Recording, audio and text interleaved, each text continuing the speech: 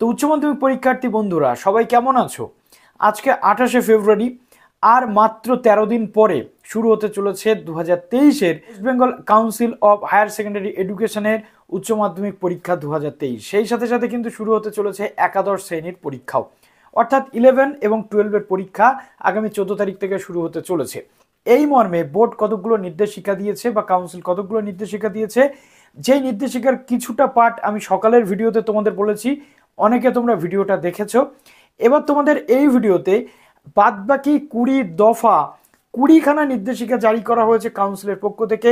এর পাশাপাশি তোমরা কি করে খাতা সাজাবে, উচ্চ মাধ্যমিকের এবারে খাতাতে কেমন কি পরিবর্তন এলো, তার একটা ডিটেল কপি আমি তোমাদের বলে দিতে চলেছি এই ভিডিওতে। যারা নতুন আছে অবশ্যই চ্যানেলটিকে সাবস্ক্রাইব করে পাশে থাকা যে লাল বাটনটি রয়েছে সেটা অবশ্যই ক্লিক করে দাও, বেল বাটনটিতে ক্লিক করে দাও, যাতে উচ্চ মাধ্যমিক সংক্রান্ত সমস্ত তথ্য এলেই তোমরা সবার আগে নোটিফিকেশন আকারে পেতে পারো। তো এই ভিডিওতে আমরা ডিটেল ডিসকাস করব, অর্থাৎ বিস্তারিত আলোচনা করব। তোমরা পুরো ভিডিওটা দেখো এবং কমেন্ট অবশ্যই করো যারা ভিডিওটা দেখছো। তুমি কোন ডিস্ট্রিক্ট থেকে ভিডিওটা দেখছো অবশ্যই কমেন্ট সেকশনে জানাতে ভুলো না, তাহলে আমার সুবিধা হবে যে উচ্চ মাধ্যমিকের যে ছাত্রছাত্রী বন্ধুরা আমাদের কোন কোন জেলা থেকে কোন কোন জায়গা থেকে দেখছে ভিডিওটা সেটা আমাদের জানতে সুবিধা হবে। এবং অবশ্যই লাইক বাটনে হিট করতে ভুলো না। তো চলো এবার অন স্ক্রিন তোমাদেরকে আমি দেখি। উচ্চ মাধ্যমিক শিক্ষা সংসদের পক্ষ থেকে বিজ্ঞপ্তি বেরিয়েছে, যেটা ভেন্যু সুপারভাইজার এবং শিক্ষক শিক্ষিকাদের উদ্দেশ্যে বলা হয়েছে। প্রথমত 20খানা এখানে দফা বলা হয়েছে, পরবর্তীতে আমরা উত্তরপত্র নিয়ে একেবারে বিস্তারিত আলোচনা করব বন্ধুরা। প্রশ্নপত্রের ম্যানুয়াল ট্র্যাকিং করে সুরক্ষা ক্ষেত্রে আরো জোরদার ব্যবস্থা কিন্তু নেওয়া হয়েছে। প্রতিটি মেন ভেন্যুতে 2জন করে কাউন্সিল নমিনি এবং সাব ভেন্যুতে 1জন করে কাউন্সিল নমিনি থাকবেন। মোবাইল নিয়ে পরীক্ষার্থীদের ভেন্যুতে প্রবেশ নিষিদ্ধ, যেটা আজকে সকালে আমি তোমাদের বলেছি যে মোবাইল নিয়ে কোনো মতেই প্রবেশ করা যাবে না। ভেন্যুর মেন গেটে দায়িত্বপ্রাপ্ত পুলিশের নজরদারিতে কড়াভাবে মোবাইল চেকিং এর কিন্তু ব্যবস্থা থাকবে। ভেন্যু সুপারভাইজার বিষয়টি দেখবেন এবং ভেন্যু সুপারভাইজার 3জনের কাছে মোবাইল থাকতে পারবে। ভেন্যু সুপারভাইজার, সেন্টার ইনচার্জ এবং সেন্টার সেক্রেটারি ব্যতীত টিচিং এবং নন টিচিং স্টাফ যারা থাকবে তারা কিন্তু মোবাইল নিয়ে প্রবেশ করতে পারবে না। মোবাইল নিয়ে প্রবেশ আটকাতে পরীক্ষার্থীদের কাছে অ্যাডমিট কার্ড বিতরণের সময় বিদ্যালয়ের পক্ষ থেকে একথা আগাম জানিয়ে দেওয়ার জন্য বিদ্যালয়ের প্রধানদের অনুরোধ করা হয়েছে, অর্থাৎ মোবাইল ফোন নিয়ে কোনো মতেই যাওয়া যাবে না। তারপরে হচ্ছে পরীক্ষা শুরু হওয়ার পর যে কোনো টিচার বা নন টিচিং কর্মী ভেন্যুর বাইরে কিন্তু বেরোতে পারবেন না। সংসদ সারা রাজ্যে প্রায় 235টি ভেন্যুকে সেন্সিটিভ ভেন্যু হিসেবে চিহ্নিত করেছে। প্রতিটি সেন্সিটিভ ভেন্যুর মূল গেটে মেটাল ডিটেক্টর থাকবে, যেটা গতকালই আমি দেখেছিলাম এবং আজকে সকালে তোমাদের বলেছিলাম। মোবাইল ফোন ও অন্যান্য ইলেকট্রনিক্স গ্যাজেট চেকিং এর ব্যবস্থা করা হয়েছে, অর্থাৎ তোমার স্মার্ট ওয়াচ তুমি নিয়ে যেতে পারবে না ভিতরে, তুমি সেখানে কোনো যে স্মার্ট ট্র্যাকার নিয়ে যেতে পারবে না, কোনো স্মার্ট জিনিস তুমি সেখানে নিয়ে যেতে পারবে না। এবং মেটাল ডিটেক্টরও তুমি আটকে কিন্তু তোমাকে দিয়ে দেওয়া হবে। এর জন্য এবছর এক একটা ঘরে 2জন করে গার্ড দেবেন, সেখানে ম্যাল প্র্যাকটিস যাতে না হয় ইনভিজিলেটরগণ তা দেখবেন। এই নজরদারিতে কোনো গাফিলতি হলে ইনভিজিলেশনের ক্ষেত্রে কোনো গুরুতর অভিযোগ হলে সরকার পদক্ষেপ নেবে। যে কক্ষে যে বিষয়ের পরীক্ষা হবে সেই বিষয়ের শিক্ষকই সেই কক্ষে ইনভিজিলেশনের ডিউটি করতে পারবেন না। অর্থাৎ যদি মনে করো হিস্ট্রির পরীক্ষা হচ্ছে কোনো ঘরে, হিস্ট্রির কোনো স্যার কিন্তু সেই ঘরে থাকতে পারবেন না। প্রতিটি ভেন্যুতে সুপারভাইজারকে বিশেষ দায়িত্ব সহ আইডি কার্ড দেওয়া হচ্ছে। পরীক্ষা কেন্দ্রে সুরক্ষা সমস্ত কিছু থাকবে। কোনো ভেন্যু সম্পর্কে যদি কোনো বিশৃঙ্খলা, ভাঙচুর বা টোকাটুকি, কোনো ম্যাল প্র্যাকটিসের অভিযোগ আসে তাহলে রেজাল্ট উইথ হেল্ড হয়ে যাবে এবং স্কুলের রেকগনিশনও বাতিল হতে পারে। অর্থাৎ এই জিনিসগুলো কিন্তু হবে না, ফেল করে যাবে। পরীক্ষার দিনগুলোতে ভেন্যু সুপারভাইজার নিজে প্রশ্নপত্র রিসিভ করবেন এবং প্রশ্নপত্র খোলার সময় ভেন্যু সুপারভাইজারের কক্ষে একজন কাউন্সিল নমিনি পুলিশের উপস্থিতি বাধ্যতামূলক করা হচ্ছে। পরীক্ষা শুরুর 1 ঘন্টা পর্যন্ত নিয়ম অনুসারে কাউকে টয়লেট যাওয়ার অনুমতি দেওয়া হবে না এবং 12টা 45-এর আগে কোনো পরীক্ষার্থী হল থেকে বেরোতে পারবে না। 1 ঘন্টার পর টয়লেটে গেলেও খাতা ও প্রশ্নপত্র জমা রেখে যেতে হবে। পরীক্ষার দিনগুলিতে কনফিডেন্সিয়াল রুম, ভেন্যু সুপারভাইজার কক্ষে প্রবেশাধিকার নিয়ন্ত্রণ ও বিধিনিষেধ জারি করা হচ্ছে। 5টি নির্দিষ্ট কারণের জন্য যে কোনো একটি কারণ ঘটলে তৎক্ষণাৎ আরএ করা হবে। কি কি কারণ?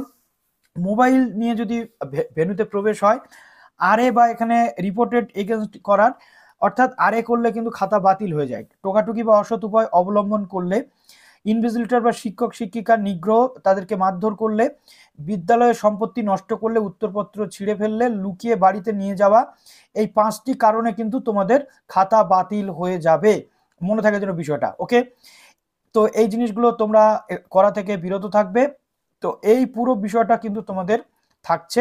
এবার আমি তোমাদেরকে স্পেসিমেন কপি অ্যান্সার স্ক্রিপ্ট যেটা সেটা দেখিয়ে দিচ্ছি। এটা একাদশ এবং উচ্চ মাধ্যমিক প্রত্যেকের জন্য কিন্তু এখানে দেখো উত্তরপত্রের একটা ফ্রন্ট পেজ কিন্তু এবার তোমাদের দেওয়া হচ্ছে, যেখানে এখানে তোমাদের লিখতে হবে উচ্চ মাধ্যমিক পরীক্ষা, একাদশ শ্রেণীর বার্ষিক পরীক্ষা যদি হয়ে থাকে সেটা, হায়ার সেকেন্ডারি এক্সামিনেশন নাকি এখানে একাদশ শ্রেণীর পরীক্ষা সেটা লিখতে হবে, এখানে টিক তোমাদের কিন্তু মারতে হবে। এবার দেখো তোমাদের সাবজেক্ট এখানে লিখতে হবে, নাম লিখতে হবে, রোল নাম্বার লিখতে হবে, তারপর দেখো রেজিস্ট্রেশন নাম্বার কিন্তু এখানে লিখতে হবে। রোলের প্রথমে একটা তোমাদের কোড থাকবে সেটা, তারপরে নাম্বার কিন্তু এখানে লিখতে হয়। তো এখানে দেখো প্রত্যেকটা জায়গাতে ইনস্ট্রাকশন দেওয়া হয়েছে, এটা স্টুডেন্টসদের জন্য ইনস্ট্রাকশন। তো দেখো খুব সুন্দরভাবে কিন্তু বিষয়টা উল্লেখ করা হয়েছে। অ্যাডমিট কার্ড অনুযায়ী তোমাদের সমস্ত কিছু লিখতে হবে। একাদশ শ্রেণীর পরীক্ষা স্কুলের রোল নাম্বার, স্কুলের যে সমস্ত বিষয় সেটা তোমাদের লিখতে হবে। আর উচ্চ মাধ্যমিকের ক্ষেত্রে অ্যাডমিট কার্ডে যা যা দেওয়া থাকবে, রেজিস্ট্রেশন নাম্বার, রোল নাম্বার সেটা লিখতে হবে। ভুল উত্তরপত্র লিখলে উত্তরপত্র কিন্তু বাতিল হয়ে যাবে, সুতরাং এটা মনে রেখো। এই উত্তরপত্রে প্রদত্ত স্থানের মধ্যেই সকল উত্তর কিন্তু করতে হবে, অর্থাৎ আলাদা আলাদা ভাবে কোনো কিন্তু উত্তরপত্র এবার নেই, একটা উত্তরপত্রেই সমস্ত কিছু লিখতে হবে। উত্তরের কোনো রকম খসড়া উত্তরপত্রেই করতে হবে, অর্থাৎ খসড়া বা রাপ করার জন্য আলাদা কিন্তু কোনো কাগজ তোমরা পাবে না, এবং বাইরে থেকে কোনো কাগজ আনা যাবে না। পরীক্ষার্থীদের কাছে কোনো লিখিত কাগজ বা ছাপানো কাগজ পাওয়া গেলে এবং এক্ষেত্রে কিন্তু শাস্তিযোগ্য ব্যবস্থা নেওয়া হবে। অতিরিক্ত উত্তরপত্র অর্থাৎ লুজ শিট যদি নাও, তাহলে উত্তরপত্রের শেষে তা কিন্তু জুড়ে তোমাদের দিতে হবে। প্রশ্নপত্রে অন্য কিছু লেখা কিন্তু নিষিদ্ধ থাকছে, এবং উত্তরপত্র এর জন্য কিন্তু বাতিলও হয়ে যাবে যদি অন্য কিছু উত্তরপত্রে লেখা হয়। কোনোরূপভাবে কোশ্চেন কাম অ্যান্সার বুকলেট অর্থাৎ পার্ট এ পার্ট বি এবার থাকছে না, যেটা হবে সেটা একটাই উত্তরপত্র, আমি দেখিয়ে দিচ্ছি। সেখানে এমসিকিউ এসিকিউ সহ সমস্ত উত্তর কিন্তু লিখতে হবে, কোনো রকম এমসিকিউর জন্য আলাদা কিছু পাবে না। বহু বিকল্প ভিত্তিক প্রশ্নাবলী অর্থাৎ এমসিকিউ, সংক্ষিপ্ত উত্তর ভিত্তিক সহ এসএকিউ, যেটা উত্তরপত্রগুলির উত্তরপত্রে প্রদত্ত নির্দিষ্ট স্থানেই কিন্তু লিখতে হবে। একটা জায়গাতে ধরো লিখলে, লেখার পরবর্তীতে অন্যান্য যে জায়গা রয়েছে সেখানে গিয়ে আবার বাকি থাকা কিছু প্রশ্নের উত্তর কিন্তু তোমরা লিখতে পারবে না। এইখানটাতে তোমাদের কিন্তু কোনো কাজ নেই, এখানে তোমরা কিন্তু কিছু করবে না। এক্সামিনার যিনি, তিনি কিন্তু এইখানে সিগনেচার তোমাদের জন্য করবেন। তো এটা এই গেল। এবার দেখো এমসিকিউ এর যে কোশ্চেন রয়েছে, এরকম একটি পেজ তোমাদের সামনে থাকবে যেখানে এমসিকিউ কোশ্চেন নাম্বার 1, অর্থাৎ কোশ্চেন নাম্বার 1 এ তোমাদের থাকছে এমসিকিউ, যেখানে এমসিকিউ এর যে প্রশ্নের নাম্বারগুলো দেওয়া থাকবে, আর সেই নাম্বারের ভিত্তিতে এ বি নাকি সি নাকি ডি নাকি ক খ গ এরকম যে অপশানগুলো থাকবে, জাস্ট তোমাদের অপশানগুলো বসাতে হবে। এমসিকিউ এর জন্য কিন্তু কোনো রকম উত্তর তোমাদের লিখতে হবে না, শুধু অপশান বসালেই কিন্তু তোমাদের কাজ মিটে যাবে। দেখো এখানে এমসিকিউ এর জন্য পুরো একটা জায়গা দেওয়া রয়েছে।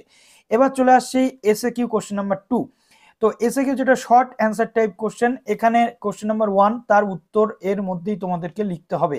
এর মধ্যে যদি লিখতে না পারো সেটা তোমরা এক্সামিনারকে বলবে, বা যিনি ইনভিজিলেটর থাকবে তিনি বুঝবেন আশা করছি। তবে হ্যাঁ, এইটুকু জায়গা দেওয়া হয়েছে মানে তোমাদের এর মধ্যেই বিষয়টা সম্পন্ন করতে হবে।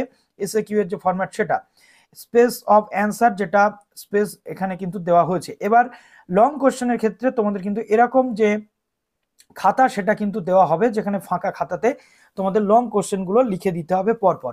তো চলো আজকে আশা করছি এখান থেকে তোমাদের অনেক ডাউট ক্লিয়ার হয়ে গেল। যদি ডাউট ক্লিয়ার হয়ে থাকে কমেন্ট সেকশনে জানাতে ভুলো না একদমই।